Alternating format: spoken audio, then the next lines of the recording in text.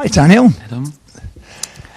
Let's start. Team news. Daniel, we know Dan James is injured and Connor Roberts too. On Dan James, any chance for next week if he's out of this one? Yes, normally with this type of injury you're ruled out for 2 to 3 weeks. Obviously the turnaround would be 12 days. Normally he's out, but we still have a bit of hope. So our physios, doctors, and obviously Daniel are working more or less 24 hours in the rehab in order to make him available. It's more or less the last game of the season, and of course we try everything to make him available. I think at the moment it's realistic to say that he will probably miss the game. Would be a nice little surprise if he's then really available next week. Yes, apart from that, all the players came through the last game more or less without major problems. A few hits and knocks. We have to make some late decisions because it's a quick turnaround. The only major doubt is Patrick Bamford because he got a big bruise on his knee. So I would label this a major doubt if he's really available. All the others should be all right, I think. Joe Rodon in particular, and Sam Bynum, has he come through again? Because obviously we know the issues that you have with Sam, but are both of those going to be okay, do you feel? Yes, with Sam we've put him in the ice bath for the last 48 hours, so he should be all right. And Joe, obviously it's also a knock into his calf, but everything's fine. They both should be available. Yes. I know you can't do anything about the schedule, but if you were playing Saturday or Sunday even, would Bamford be more or less fit, do you think? Yeah, probably yes. How bold do you need to be in your approach to this game? It's always a bit important to be ourselves on the pitch, and in order to do this, also in the crunch time period of the season, you have to be brave. You have to be fully convinced and stick to your beliefs. And for that, it's important, especially against also QPR. They play also as a side, perhaps not like normally a team in this position who is fighting against relegation would do. This is a really good possession side. Also could see that they spend lots of time on the training pitch in their build up. It's not easy to press them in order to make sure that you're dominant, that you press them really high and you play in the half. You have to be brave, even in the away game.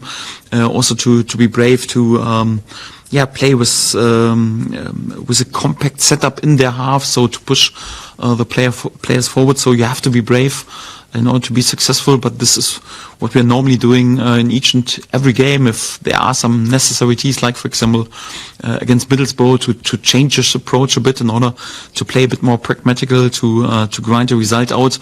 Obviously we're also capable to do this, but in general normally our DNA is really like to attack games and also to be brave in this topic. This is obviously what we also want to do. But how much faith do you have in your players then, Daniel? Because you did change things at Borough for that period after half-time, like you said, where you allowed them possession, but they never really troubled you with anything. To believe in your players so much, especially when they're so young, how much faith have you got in them doing that when the pressure's really on tomorrow night? Yes, if you want to change the approach in such an important game, also during the game, you have to believe in your players. But I have this belief not just out of a gut feeling. It's just because we're working on this topics on the training pitch, that we can also play in different setups, and the players know exactly what we have to do. If we switch, for example, from being really man-orientated in our pressing to go perhaps back to a bit more zonal-orientated structure and to close the center, a bit more concentrate to sit slightly deeper, or the other way around. So sometimes, obviously, it's not that easy to change this approach during a game, because there's also lots of noise in the stadium, and then also to give all the messages during the game is not that easy. But we've also worked on the training pitch and in the meeting room a lot on that the players also understand then what we want if we have changes during the game. And I just put my faith in them because I know they're capable of doing this, and we've worked on this. I wouldn't overload them with this informations if we never have worked on it. So I think hard work on the training pitch is always the answer, and if you do this, then you can also have faith and are also capable to change things. It doesn't always work out in a perfect way like it did against Middlesbrough, but I was quite confident that we would be able to manage it. If you do win the game, will you allow yourself some sort of celebration? I know the job's not done, but some clubs would like to put videos out suggesting they're already up. But, you know, there was a lot of celebration the other night after the Borough game on the pitch, quite rightly. So would you allow yourself to say, look, if we win this game, it's a big, big step? Yes, I think it's also important to enjoy the moment a little bit. That's important, especially once you had a really unlucky week with unlucky results and you were down. It's never easy to win the momentum back, and to do this in such an impressive game against a side who was already on fire in the during the game, but also especially in the games before, unbeaten since somewhere in February or whatever, Middlesbrough.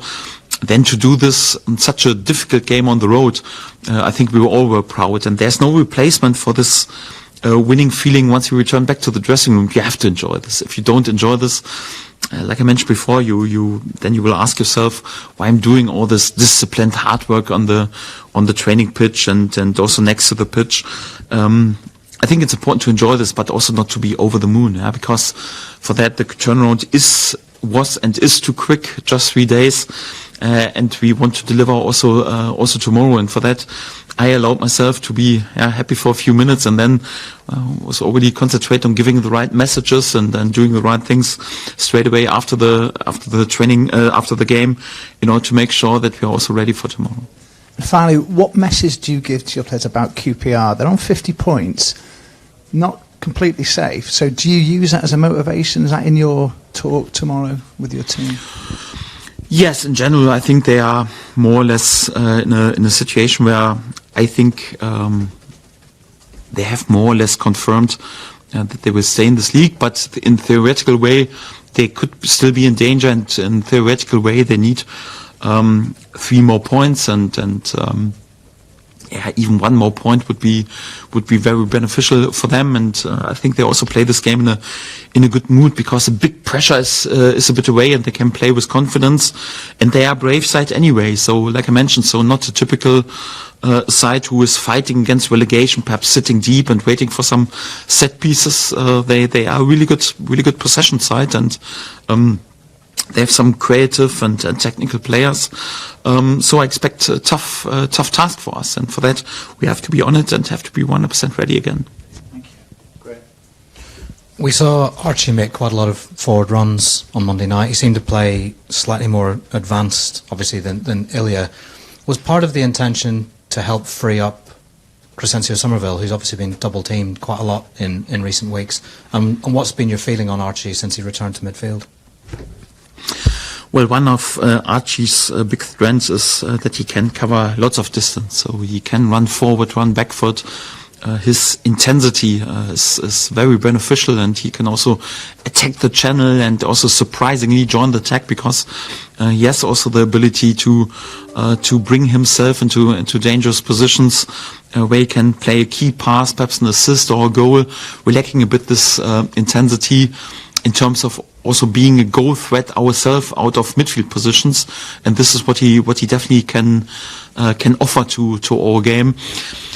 He's still young. He's just 18, and he needs to find a good feeling for the balance. We got the feeling in the first half, especially, it was even a bit too much. So he was sometimes in too advanced, in too high positions in order then to have a good structure for our build-up. And if you're too high in the midfield positions, then it's also you don't have a perfect structure in order to control the counter-attack. So we also spoke about a few things already at halftime, but also after the game. I think he was important for our strength in midfield, that we win many duels, that we cover lots of distance, that he also surprisingly joins attack, but in terms of the feeling for the positioning, sometimes also, although he's full of energy, sometimes to calm himself down and to wait for the right moment to join the attack, to be a bit more patient. This will come by experience and also by game to game. And again, he has obviously also to adapt a bit to this midfield role. Again, but the good thing is with him, he's a smart, intelligent boy, and when we speak about things, he already tries to bring it on the pitch in the next game. And for example, second half, as a team, we had a slightly different setup, but also his positioning in order to give us more balance in our game was already, I think, much improved in comparison to the first half. And he's an important player for us wherever he plays. For us, he's quite important. How much of a loss would Patrick Bamford be if he didn't make it on Friday? And given the size of the game, would you have any qualms about putting Mateo Joseph in there? No, I trust all my players, and whoever will be on the pitch, he will have our full trust and our full backing. That's definitely for sure. Obviously, it would be a big miss if Patrick actually misses this game, but yeah, we can't do anything with a fixture list. It is like it is, and we have to adapt to the situation. Obviously, it's important for us in terms of his goals, because he has this natural instinct where to be. Also, like the goal at Middlesbrough is a typical striker goal, and you can't really learn this. So you have the instinct where for the movement, and then it's perhaps not the most beautiful goal in the history of football, but it was not an easy goal. So to have the body balance to bring the ball with the body over the line, you need to have this natural strike instinct, and this is what Patrick has, and he also is crucial in our pressing, our workload. Also when he's concentrated on holding the ball, on linking the play, I think he's important, and especially because he's experienced. He was in similar situations. He has experienced situations, and he has played together in the offense with, Willy Nyonto, 20, Georgie Rutter, 21 or 22 meanwhile, I think, after his birthday, Chris Summerville, 22. He's important with his experience because he calms the lads down. Sometimes he also can fire them up, so you need such an experience also in this role. And obviously, if he's not available, he would be a major miss. But we have to adapt to the reality, and could be that he's not available for the game, or perhaps not even to start the game. Whatever, we will see what happens in the next 24 hours, and then we'll find some other solutions. And we give all the backing and trust then to the other players. Hi Daniel. We know that your top two fate is not in your own hands, but is it amazing what a win like Monday does for belief? You asked for belief last week, in believing you can overcome the odds.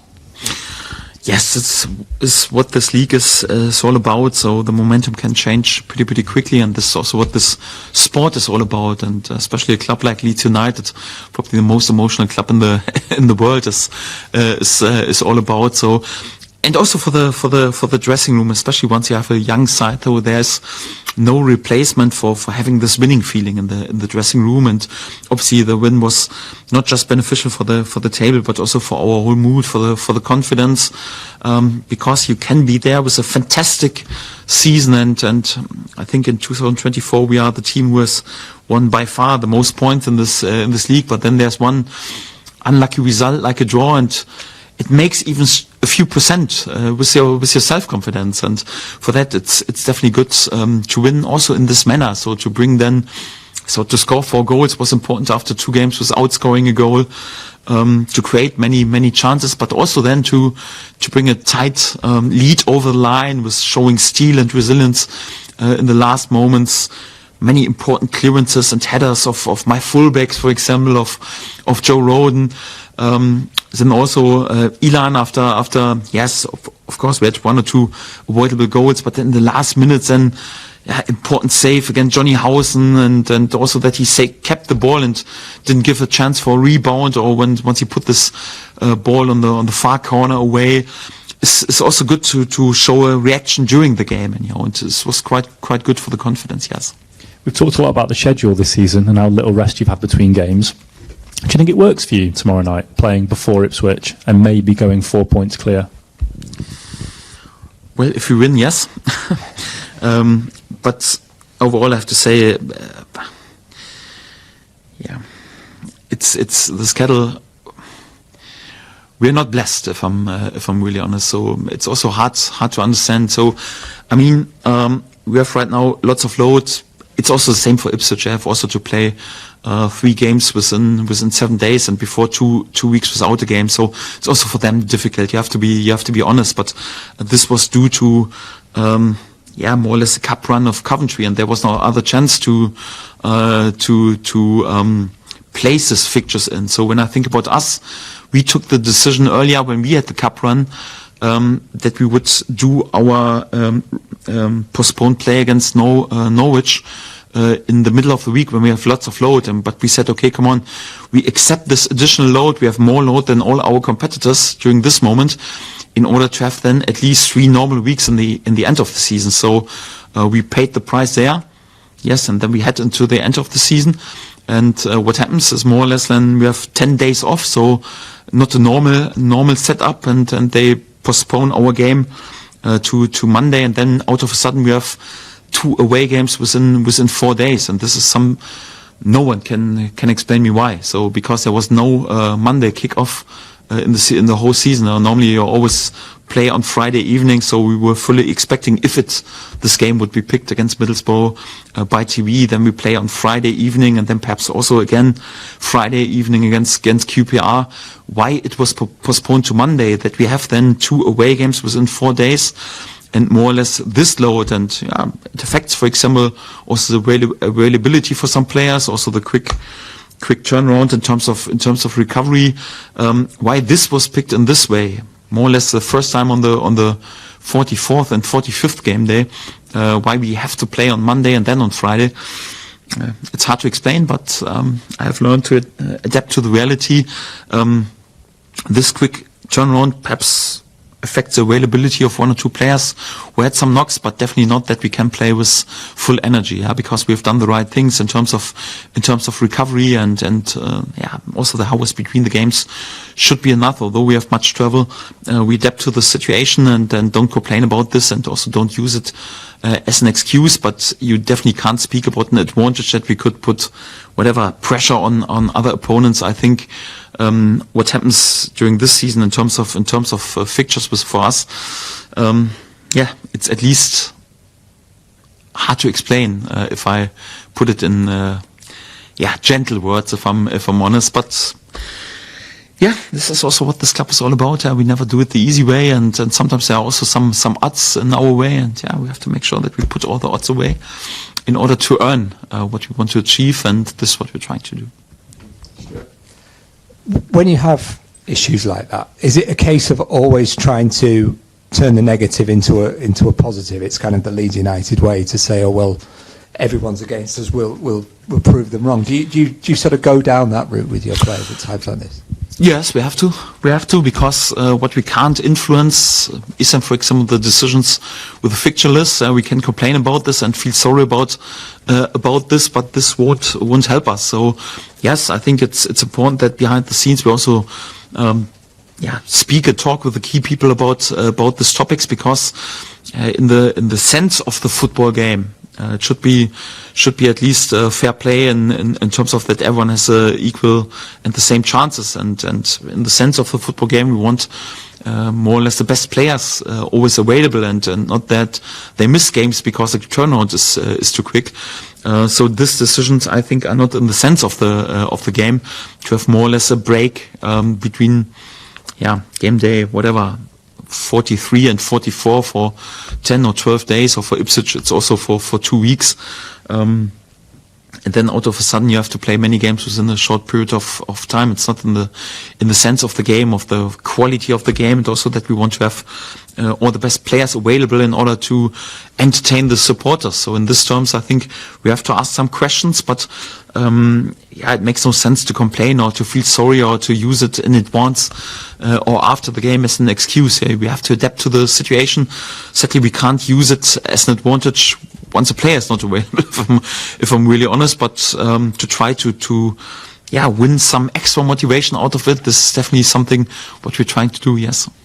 And The trust that you have in your players, obviously you'll have known when you arrived or very quickly afterwards about the ability of each individual player in the squad, but in terms of what they can do in the crunch times, do you only sort of get a sense of that as the season goes on, and was there a point where you thought, wow, this group really has the character that we'll need on days like Friday? No, I was convinced of the character already after a few days after I arrived, and at least then when we had really the group together after the window in August was transfer window in August was closed, because then I got used to each and every character of each and every player, and I saw what they do on the pitch, and I was believing in them, but also thought that obviously we have many young players also in key positions, and that we have to work with them. First of all, on their tactical behavior, on their football skills, but also to work to develop their personality. Because thank God we've got also 2-3 more experienced lads in the dressing room, and they help a lot and are also quite important. But once you work with such a young side, you also have to bring a bit this winning mentality in, and also to work on the mental side, on the soft skills, also to develop the personality. And for that, you never have the guarantee how quick you can develop it. And this is a work in process. Like I mentioned, we're not the finished end product, but the longer the season goes, the more trust and I have in them. And also, it's also a good sign once you are there really in games when you have big pressure and there are spotlight games, and you're capable to deliver under this pressure. Yeah? We've won both games against Ipswich. We've won both games against Leicester. We were under big pressure right now in this away game at Middlesbrough after really 3 a bit disappointing and unlucky results, and we are able to be there when it really counts. And this is normally a sign of winning mentality. And this is why I think this group develops totally into the right direction, totally also in which mental status we want them, and still a bit work to do to show this always with consistency. But yeah, in general, when we think about the general picture, we are there after 44 game days there with 90 points, so I actually can't also complain too much about consistency, otherwise wouldn't be there with this point tally. So again, still a work in process, not the finished end product. We're not like Real Madrid, who always deliver, but we're on a good path. Thank you very much. Thank you. Good. Thank you. See you.